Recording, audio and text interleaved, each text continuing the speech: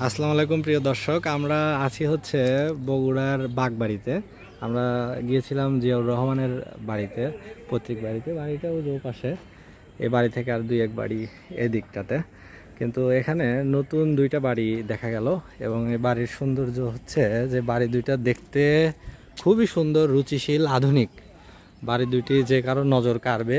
পাশাপাশি দুইটি বাড়ি, এখানে একটি এবং এখানে একটি, দুইটা বাড়ি হচ্ছে রাজকীয় বাড়ি, ডিজাইনের দিক থেকে, রুচির দিক থেকে। এবং সামনের জায়গাটাও সুন্দর, সামনে খালের মতো এখানে, অর্থাৎ পুরোটাই ফাঁকা, কোনো ঘর বাড়ি এখানে হবে না। এগুলো সব ধানের জমি। আর এই পাশে সামনে করা হয়েছে বাড়ি, বাড়ির আশেপাশেও ফাঁকা এবং সামনেও ফাঁকা।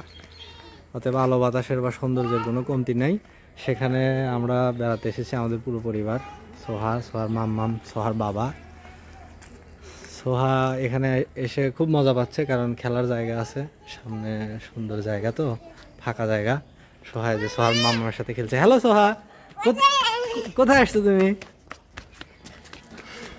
বাবা কোথায় আসছো? যাও মামার কাছে যাও।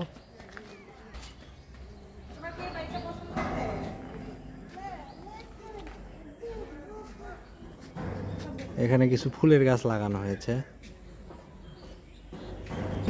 এটা মনে হয় পানির কোন একটা সিস্টেম আছে, কিন্তু এখন পানি নাই। ওই পাশের বাড়িটার নামটাও সুন্দর, মানে ফুলের নামে নামকরণ হয়েছে। বাগান বিলাস ফুলের নামকরণে ওই বাড়িটার নামকরণ করা হয়েছে বাগান বিলাস।